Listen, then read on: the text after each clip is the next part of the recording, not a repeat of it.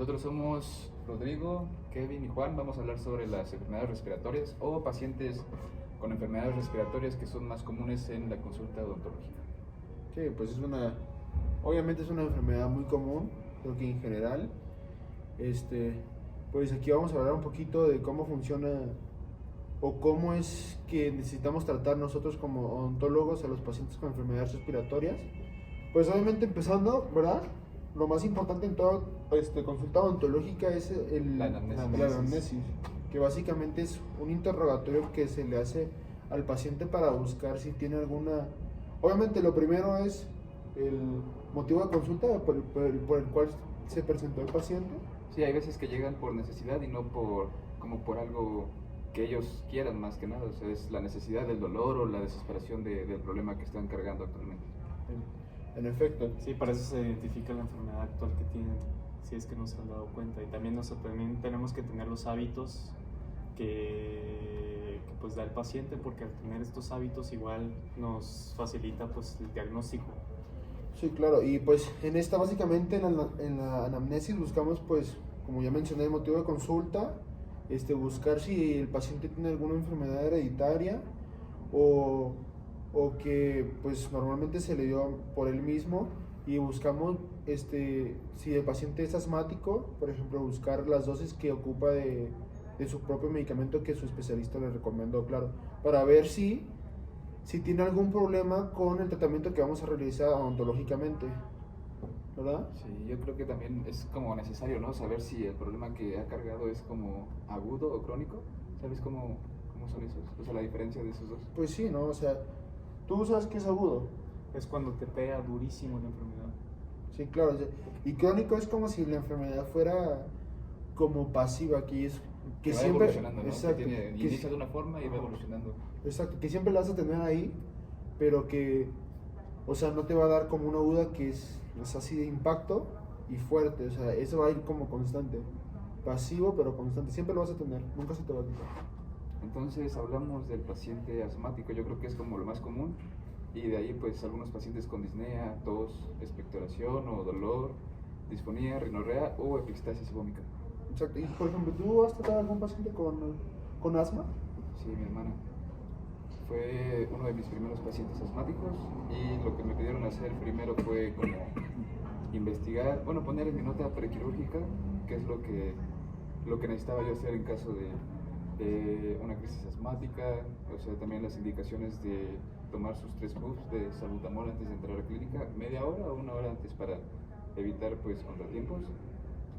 Y pues igual tratarlo, o sea, si es un paciente controlado, lo de siempre es su anestésico con vasoconstrictor, porque pues está controlado, y pues igual mantener un constante monitoreo en caso de, o sea, de que surja algo después de que ya Algún problema así como pero normalmente, espontáneo, ¿no? si es un paciente controlado, la verdad se lleva, o sea, como un paciente normal, y no hay mayores complicaciones. Perfecto. También pues tenemos, creo que la disnea, ¿no? Como una enfermedad respiratoria, que es pues básicamente la falta de aire o aliento corto en un paciente, que pues puede ser permanente o durante el esfuerzo que realiza el paciente. Pues Se ven espasmos en los músculos, o sea, uno de los diagnósticos que se puede hacer son de los espasmos musculares respiratorios. También pues tienen los accesorios, los escalenos, el esternocleidomastoideo, y pues también tiene como aleteo nasal, sudoración, entre otras cosas. Y pues en tenemos diferentes tipos de disneas, ¿no? Como que es la aguda, que es la paroxística, que pues esta viene acompañada de distintas formas, que es una disnea de gran intensidad, que puede generar un dolor torácico en el paciente. Que ya sería como una enfermedad aguda, ¿no? Lo que hablábamos de agudo y crónico, esta sería como una enfermedad aguda. Exacto, que pues como ya mencionamos, que era una enfermedad que pues el paciente va a sentir un dolor muy fuerte, ¿no? Sí, pues la disnea aguda, pues por ejemplo, comienza muy brusco, tiene una intensidad muy creciente, y pues esta va acompañada de tos, de expectoración espumosa, y también pues es indicativo de un edema pues agudo en el pulmón. Del pulmón.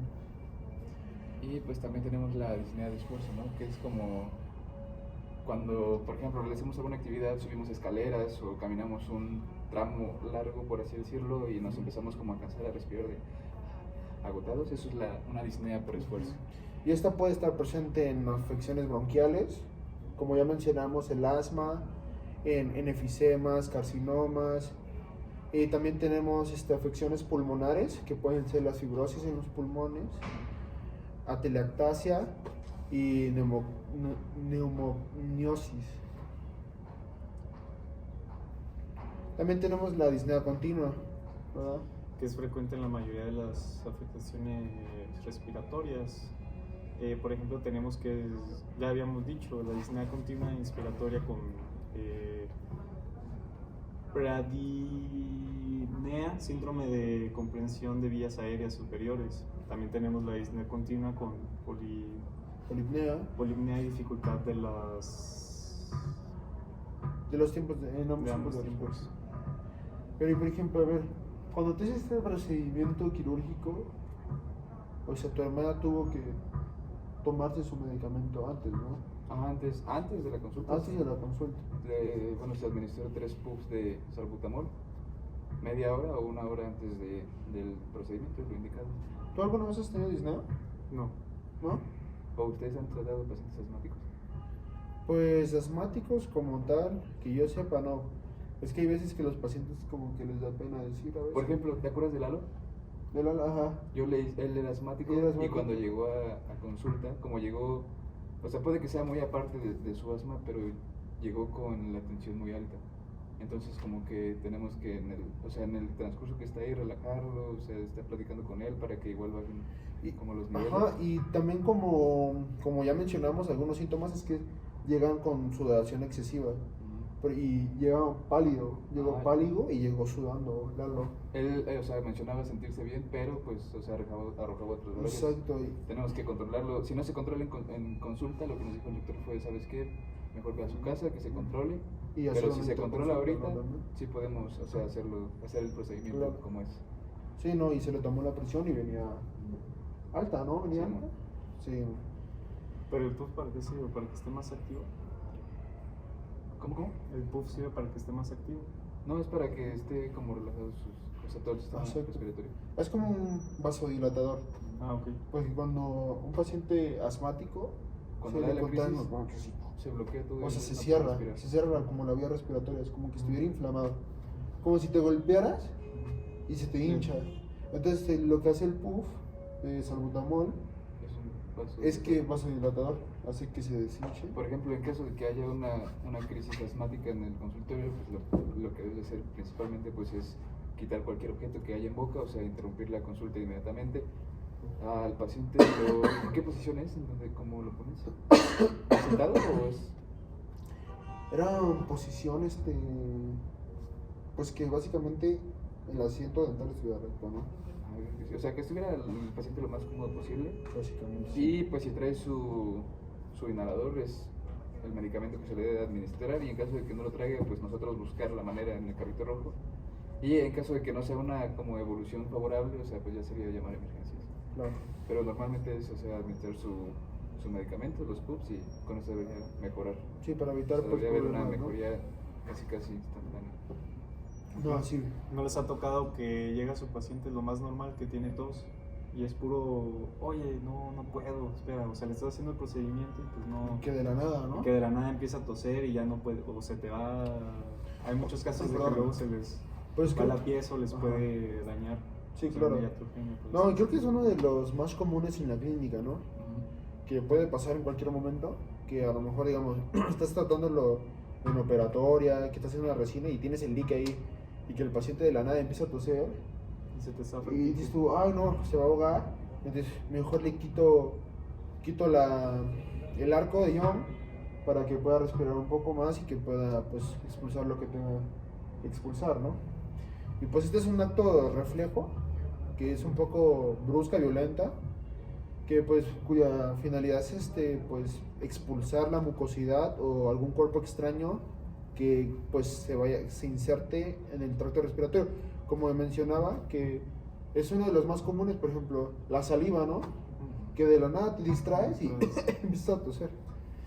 Y esto pues puede ser saca, ¿verdad? Sí, yo siento que es la más problemática porque es a cada rato, es un proceso muy pues irritativo y pues de de ese proceso pues siempre puedes estar tose y no puedes estar haciendo bien tu procedimiento. Sí, claro, y te retrasa un poco, ¿no? Ajá, de hecho, pues te podrías dar cuenta cuando el paciente tiene tos, ¿no? O sea, yo creo que cuando empiezas como la evaluación intraoral, te das cuenta que pues sus tejidos de la garganta están irritados, sí, inflamados. claro.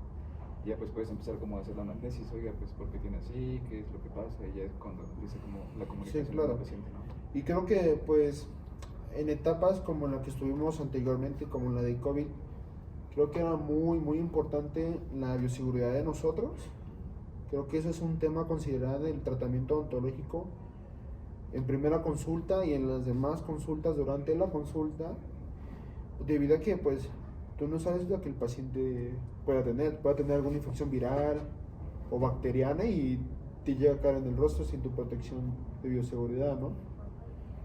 O sea, y creo que usábamos en tiempos de COVID, pues claramente era un requisito pues súper obligatorio el usar las mascarillas, ¿no?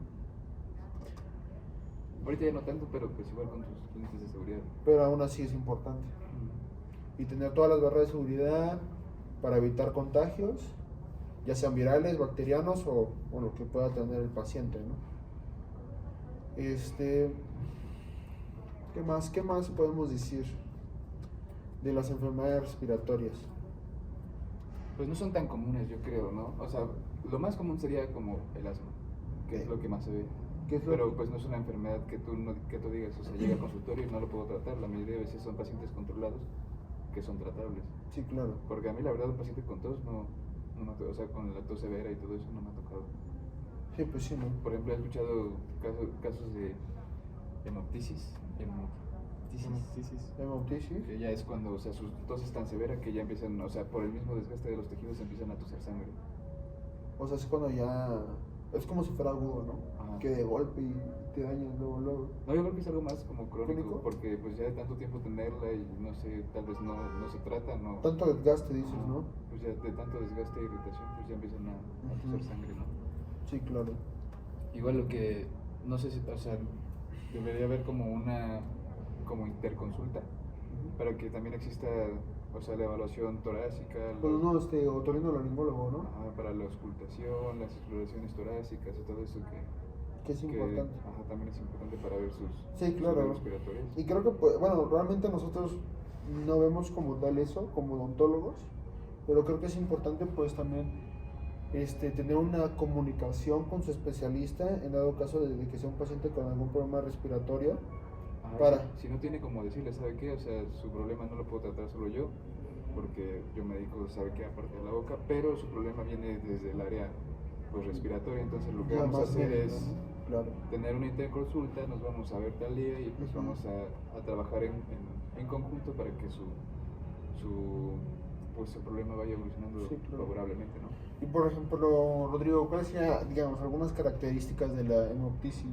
Pues por ejemplo, siempre está acompañada de la tos. La sangre es un factor muy importante en esta porque pues en la misma enfermedad te explica que de tanta frecuencia pues tira tos y hasta puedes dañar las vías respiratorias, por eso es la salida de sangre. Estos esfuerzos de sangre pues es roja, espumosa y también puede ser un poco arreada. Y estas se presentan varias veces al día, días posteriores es más negruzca y luego pues puede ser amarilla. También, igual si no sabes si es hemoptosis, igual puede ser como que un caso de que podría tener cáncer o unos signos de cáncer del pulmón. Por ejemplo, a mí me da miedo, la verdad, eso. Digamos, en mi caso, yo porque tengo tos nerviosa, ¿no? O sea, cuando me pongo nervioso empiezo a toser. O cuando tengo gastritis, empiezo a toser. Pero eso es más del estómago. No, sí, claro, pero, o sea, imagínate. Pero la nerviosa que dices es de cuando te pones nervioso, sí es... Exacto. Entonces me pongo, o sea, creo que de tanto toser tal vez me pueda causar esto, ¿no? Entonces, hay que evitarlo un poco. ¿Qué más podríamos decir? Pues hay unas enfermedades también como por el cambio de ¿cómo se llaman? Pues, por el cambio de voz, ¿cómo se dice? Del tonito de voz, Ajá. de las cuerdas vocales. De las cuerdas vocales, y creo que hay como dos, una que te pone muy aguda y una que te pone muy grave. Ujú. Y pues, ¿cómo se llamaría esa enfermedad como tal, así que te cambie el tono o te Pues la te disfonía. hace un efecto? La disfonía. ¿La disfonía? La disfonía, pues. Disfonía. Pues, esta es una. Sus afecciones son más frecuentes en la laringe, ¿no? Que ya es cuando hablamos de laringitis, faringitis y todo eso. Ujú, exacto. Pero creo que esto como tal, pues, creo que nosotros no la tratamos, pues, eso tendría que hacerlo un especialista médico en lo que conlleva, que es un otorrinolaringólogo, que es básicamente el que ve las cuerdas vocales, algunas afecciones. ¿Sí has visto esas operaciones de cómo es antes y después? No. No, mi mente están muy cambiantes. O sea, luego, por ejemplo, ves de las personas que son trans y pues quieren cambiar. Entonces, haz de cuenta cuando les dan el cambio de voz, sí se nota muy fuerte el cambio. O, por ejemplo, hay gente que, pues, por ejemplo, un niño, pues, bueno, un adulto tiene la voz siempre muy aguda, se la cambia y sí es un cambio muy grave. Eso no, o sea, ¿tú lo sabías? No. No sabía que se podría hacer un cambio de voz. Yo pensé que era cuando están cambiando las hormonas, que se pueden, ¿sabes? Igual puede ser algo. Pero, o sea, una cirugía así como tal, no sabía yo, la verdad. Por ejemplo, de la laringitis igual, pues lo de agudo y crónico, hay veces que es, o sea, solamente aguda y hay veces que es crónica. Y pues yo creo que ya cuando es crónica es necesaria, o sea, no sería como lo adecuado que se vaya a atender en ese momento porque por la incomodidad de estar con la infección viral, Sí, pues no se dejaría, o sea, no estaría como cómodo al momento de hacer un proceso quirúrgico. Sí, O, no. o así sea un proceso, no sé, una resina, una reconstrucción, no estaría cómodo con. No, pues está. No, y pues también tenemos frecuencias respiratorias por edades. Esto sí lo evaluamos nosotros en la consulta. Esto realmente lo hace nuestro asistente, ya que el operador pues está enfocado pues en lo principal, ¿no? Que es la atención odontológica. ¿Cómo evalúas una frecuencia respiratoria?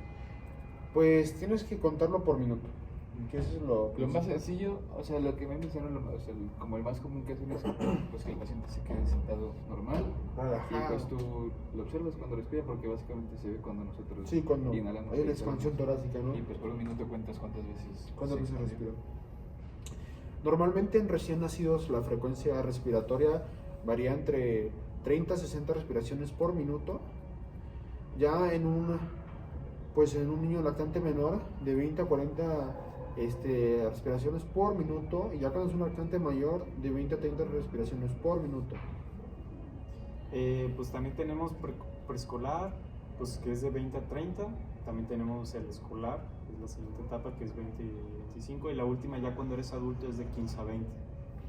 Y obviamente esto va en disminución conforme vas creciendo, ¿no? Sí, no, pues no es lo mismo que, o sea, cuando eres Sí, joven claro. o cuando ya eres pues un adulto mayor. Exacto.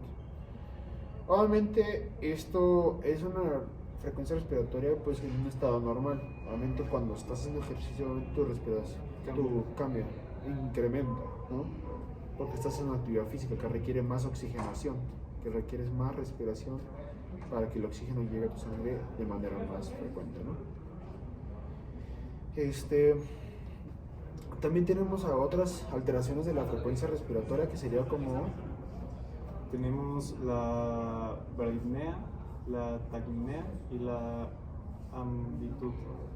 Estas tres, pues primero la bradipnea se basa en pacientes con alteraciones neurológicas o electrolíticas, y estas tienen infecciones respiratorias,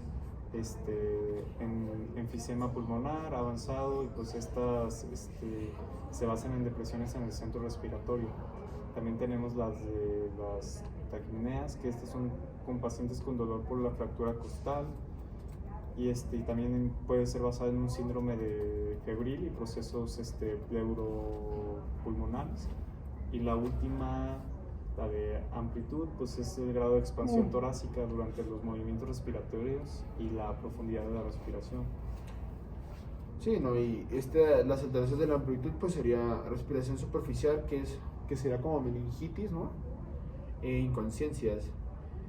Y también tenemos la patipnea, que esta se ve de los deportistas pues cuando están entrenando literal en su actividad física, ¿no? Y tenemos la expresión de Kussmaul, por ahí, no sé cómo realmente se dice, pero esta se caracteriza por una respiración rápida, profunda, suspirante y sin pausa. O sea, imagínate así, no, está cañón. Si no, de hecho la respiración, o sea, normal tiene que ser como rítmica, ¿no? Sí. O sea, inhalas a un ritmo, exhalas a un ritmo. Ajá, exacto. Porque ya cuando pues existe una alteración de esos, ya es cuando viene como, por ejemplo, la respiración de chain stops, que es un aumento gradual en la frecuencia y amplitud de los movimientos ventilatorios para pues luego disminuir hasta la apnea. No, pues, La apnea es cuando nos quedamos como sin inhalar ni exhalar, es como un estado neutro. o sea que no, básicamente. O sea, por ejemplo, inhalas, apnea, exhalas. Ya. Interesante, ¿no? Y pues tenemos otras muchísimas más que pues básicamente nosotros como odontólogos tal vez la podríamos diagnosticar, pero nosotros como odontólogos no somos los indicados para tratar este tipo de alteraciones respiratorias, claro, ¿verdad? Es decir, Las anestéticas es como aprender a llevar la consulta con ellos, o sea, cómo tratarlos antes, durante y después de la consulta, o sea, todas las indicaciones después de la consulta, antes de la consulta, sí, cosas claro. así, o sea, los anestésicos que tenemos que usar. Creo que lo más importante de tratar a un paciente con alguna alteración respiratoria, enfermedad respiratoria, realmente la clave para tratarlo de una manera correcta está en las preguntas que se le hacen al paciente, ¿no? Como por ejemplo, realmente lo más importante es saber qué medicamentos toma este dicho paciente. Si son medicamentos que son muy avanzados, se tiene que hacer realmente una interconsulta con su especialista, ¿no? Para evitar cualquier problema, ya sea secundario. En caso de que necesitemos, por ejemplo, Exacto. quitar la administración de un medicamento, ¿no? ¿Sabes qué? Oye, necesito que le quites este medicamento a tu paciente, ¿cómo le podemos hacer para que yo lo trate? Y así de eso se trata la interconsulta, de llevar de la mano al paciente para tener pues el resultado esperado. Y es como en esta materia, ¿no? Que es médica estomatológica, que básicamente patología médica estomatológica, que pues realmente nos enseña a trabajar en conjunto, sí, ¿no? O sea, con los médicos, que esto es para el bien de nuestro paciente. También como aprender, ¿no? Por ejemplo, ponle que llega el paciente y todavía no te dice nada, pero tú ves que viene con los tejidos blandos cianóticos, o sea que es cuando se ven como azulados, Sí. entonces pues ya puedes como empezar o sea, desde que lo ves viniendo empiezas como a hacer un diagnóstico presuntivo de, pues puede que tenga esto y ya. Sí, por eso ¿no? empiezas con la anamnesis, empiezas como a Por descubrir si, más cosas. exacto, hasta inclusive puedes ayudar al paciente para diagnosticar posteriormente con el especialista o remitirlo con ellos mismos, ¿no? Y pues creo que Pues básicamente es eso, ¿no? básicamente eso es todo, creo. Creo que básicamente que nosotros como odontólogos nuestra función es prevenir, obviamente, Y entender. saber llevar los casos que se nos presenten, porque no todos los pacientes que llegan a una consulta odontológica son pacientes normales o con buena salud, por así Exacto. decirlo. Nos puede llegar de todo, entonces todo, tenemos todo. que aprender A saber tratar llevarlo, ¿no? antes, durante Sí, y después. mantener el buen diagnóstico, el buen tratamiento y pues el post. Sí, ¿no? Y pues sería todo. Pues sería todo, creo que hablamos de todo. Creo Sí, que abarcamos todo lo que es. pues sí, ¿no? Creo que lo más importante, como ya mencioné, son saber la dosis, qué tipo de enfermedad respiratoria tiene nuestro paciente, para saber qué tratamiento se le puede llevar a cabo, cómo, de primera cita, durante, farmacológicamente. Y qué hacer en caso de que, pues, por ejemplo, no nos digan igual, ¿no? En la anamnesis, o sea, ellos omiten algunos datos y se presenta el problema durante la consulta. Sí, Entonces, ¿no? igual saber qué hacer. Exacto. Pues creo que eso sería todo de nuestra parte en este Maravilloso podcast. maravilloso podcast, que este es su primer capítulo de muchos último. más que vienen. Primero y último que habrá. Muchas gracias. Ay, Muchas gracias por muchas vernos. gracias. Pongan la canción brasileña. Cha, cha, chu, chu, cha, cha.